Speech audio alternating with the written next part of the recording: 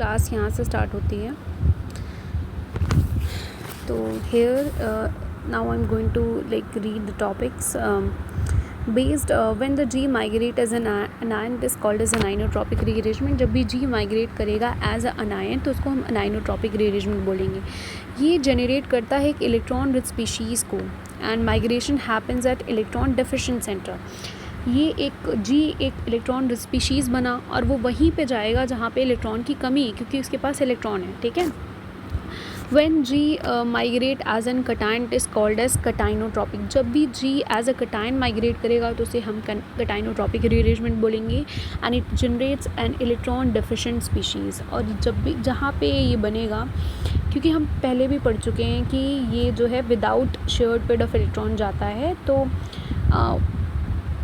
ये electron deficient species बनाता है and migration happens at electron rich centre. ये with share pair of electron जाता है तो ये लेके चला जाता है, वहाँ पे पॉजिटिव चार्ज हो जाता है एंड जहाँ पे जाएगा वो इलेक्ट्रॉन रिच सेंटर रहेगा। ठीक है। Now coming to the third point that is when G migrate as a free radical, वहाँ पे फिर होमोलिटिक क्लीवेज हो जाता है। मैं ग्रीन कलर का यूज़ करूँगी। वहाँ पे होमोलिटिक रीअरेंजमेंट हो जाता है। ठीक है। Now this is your in this rearrangement is also known as free radical rearrangement। In this rearrangement the migrating group may be aryl, vinyl or a halogen group। This rearrangement is usually carried out in the gas phase। ये rearrangement जो है वो gas phase में होती है। Now coming to the second part of this migrating group as based on the position of G cross over experiment, इसके बारे में हम पढ़ेंगे। ठीक है। इंट्रामोलिकुलर अरेंजमेंट क्या होता है? माइग्रेटिंग ग्रुप के बेसिस पे पोजीशन ऑफ जी को हम क्रॉस ओवर एक्सपेरिमेंट में स्टडी करेंगे।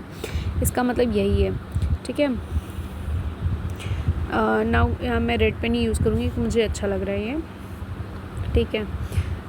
उसके बाद है intramolecular rearrangement. When the rearrangement happens within the same molecule it gives to product. जब भी रीअरेंजमेंट होगा दो मॉलिक्यूल मतलब सेम मॉलिक्यूल के अंदर with in a same molecule, तो ये हमें दो प्रोडक्ट देता है। जैसे ए बी है, ठीक है, सपोज़ ए बी है और जेड एक्स वाई है। ठीक है। यहाँ पे क्या हुआ, ये जी इस पे आके जुड़ गया। ठीक है। और एक्स से जेड जो है एक्स से जुड़ा था वाई पे आके जुड़ गया, तो दो प्रोडक्ट हमें मिल गए। बस बगल वाले मॉलिक्यूल पे हमारा ग्रुप जाके जुड़ गया।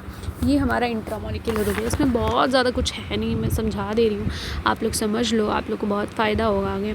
Intramolecular rearrangement when the rearrangement happens between two different molecule. जब भी दो डिफरेंट मॉलिक्यूल के बीच में इंट्रामोलिकुलर होगा तो वहाँ पे चार प्रोडक्ट मिलेंगे। ठीक है। यानी कि हम इनका भी क्रॉस कराएंगे आपस में। पहले ये सेम में हो रहा था, now we are going to cross it with each other also. ठीक है। सो पहले ए टू बी में जाएगा, तो ए बी में गया, वो एक प्रोडक्ट बना सेम वाला। फिर एक्स जेड था, अब जेड वाई बन जाएगा, दूसरा प्रोडक्ट बन गया। ठीक है। अब हम ए बी का भी देखेंगे।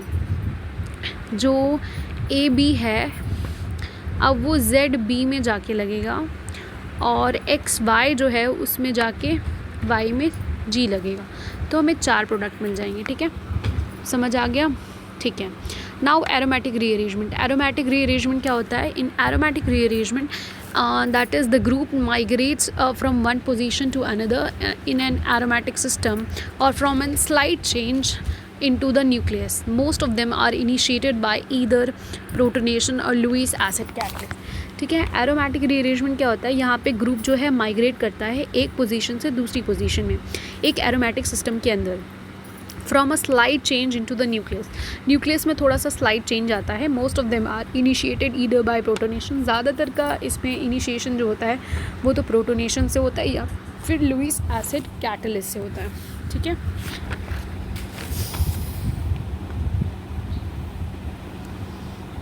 called as most of them aromatic is initiated by the protonation। ठीक है। लुईस एसिड जैसे Fries, Smiles rearrangement, photo Fries को। ठीक है। इतना समझ आ गया।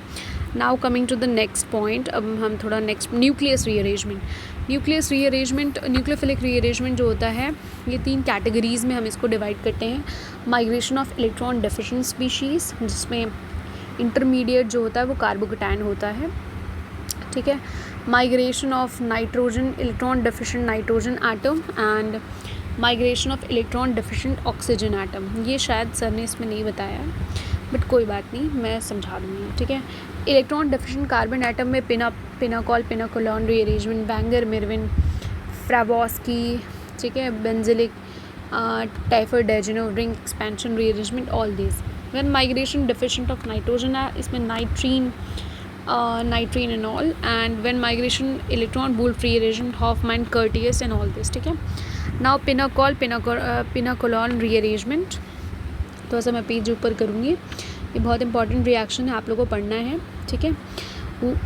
पिनाकॉल एक डायॉल है और पिनाकोनॉल कार्बोनिल कंपाउंड है. ये वर्ड से ही हमें, नाम से ही पता चल रहा है. when two diols in the pinacol is treated with an that is जब 1,2 डायल यानी फर्स्ट और सेकंड पोजीशन पे OH ग्रुप लगा हुआ है, ठीक है, OH ग्रुप लगा हुआ है, तो समझ जाओ वो 1,2 डायल है, ठीक है. तो दैट इज़ अ पिनाकॉल, इसको हम पिनाकॉल बोले हैं. Is treated with the an acid to give rearrangement, इसको हम एक एसिड से ट्रीट करेंगे जो कि एक रीअरेंज प्रोडक्ट देगा जिसे हम पिनाकोलॉन बोलते हैं, ठीक है. And this it is known as pinacol and pinacolone rearrangement. तो यहाँ पे एक रीअरेंजमेंट होगा जब भी हम 1,2 डायल को एक एसिड से ट्रीट करेंगे. यहाँ पे एक रीअरेंजमेंट होगा यानी शिफ्टिंग ऑफ एटम होगा, एक जगह से दूसरी जगह कोई एटम शिफ्ट होके जाएगा और हमें डिफरेंट स्ट्रक्चर मिलेगा. This is known as pinacol-pinacolon rearrangement. Now pinacol-pinacolon rearrangement is a specific elimination reaction. ये एक specific elimination reaction है. That vicinal diol, vicinal geminal तो एक ही कार्बन से जुड़ा होता है और vicinal अगल बगल कार्बन से, ठीक है. That vicinal diol go through the under acidic medium और condition. ये विसिनल डायॉल को हम एक एसिडिक कंडीशन में लेके जाते हैं. And unlike typical E one reaction, यहाँ पे इवन रिएक्शन जैसा कुछ नहीं होता है. That will give you product as an alkene, ये इवन की तरह एल्कीन प्रोडक्ट नहीं देगा. But pinacol rearrangement gives you an carbonyl compound. यहाँ पे पिनाकॉल का रीअरेंजमेंट होता है, वो एल्कीन ना दे के कार्बोनिल कंपाउंड देता है. एंड कार्बोनिल कंपाउंड में आपका एल्डिहाइड भी हो सकता है और कीटोन भी हो सकता है. यहाँ पे एल्कीन जैसा कोई प्रोडक्ट नहीं बनेगा, ये रिएक्शन इवन की तरह नहीं होगी, ठीक है. Now we are going to study the mechanism of it. हम इसका मैकेनिज्म पढ़ेंगे. मैकेनिज्म में ये एक विसिनल डायॉल है, ठीक है. जब हमने ये OH है, इसके पास लोन पेयर है, ये H+ है, इसके पास इलेक्ट्रॉन की कमी है, ये इसको पकड़ लेता है, ये अपने आप को स्टेबलाइज करता है. बट यहाँ पे प्रोटॉन का चार्ज जो है वो गया नहीं, ये OH प्रोटोनेटेड हो गया, ठीक है. अब यहाँ पे ये जो है वाटर की तरह निकल जाएगा. ये जब निकलेगा तो इसका इलेक्ट्रॉन इसको मिल जाएगा, ये न्यूट्रल वाटर बन जाएगा, लेकिन पॉजिटिव चार्ज यहाँ पे रह जाएगा, ठीक है. और बगल वाला OH एज इट इज़ पड़ा हुआ है.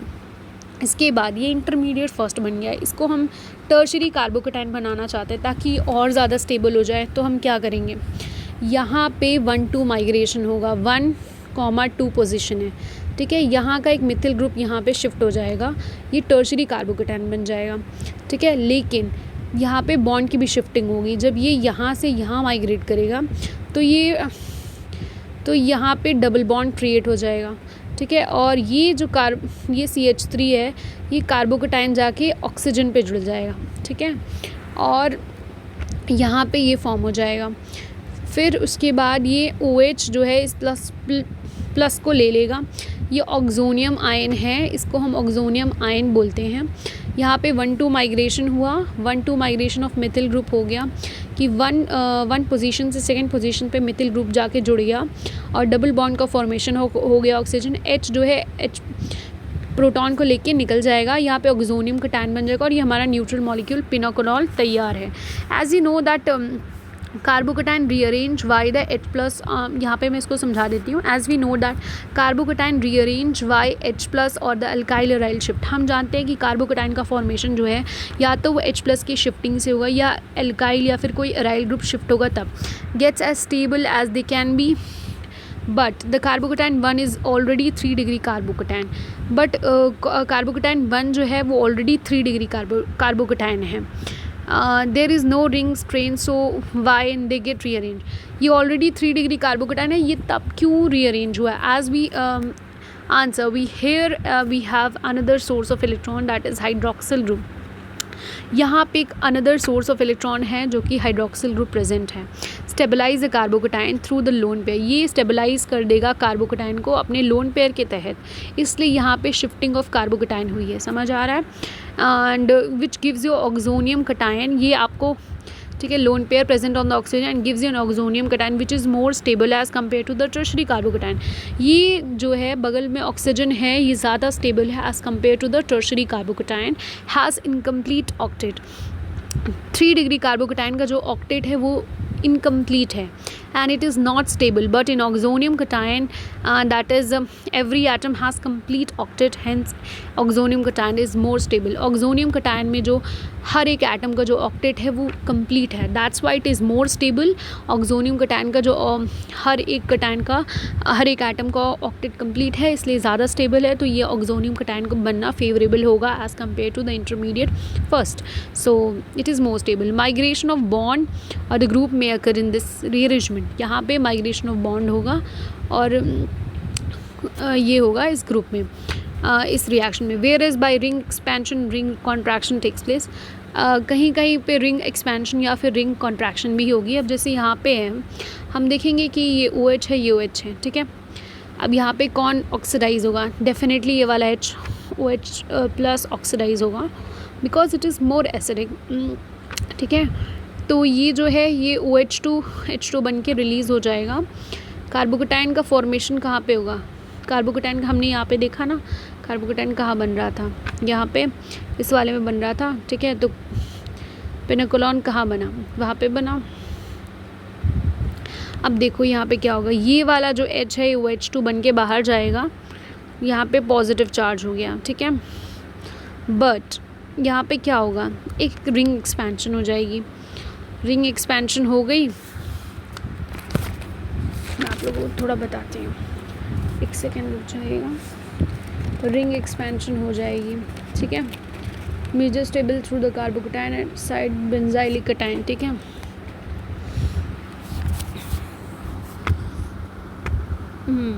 ठीक है, ऐसे ये है 6 डिग्री है, 5 डिग्री बन जाएगा। तो ये आपके अब इसके बाद हम लोग बाद में पढ़ेंगे।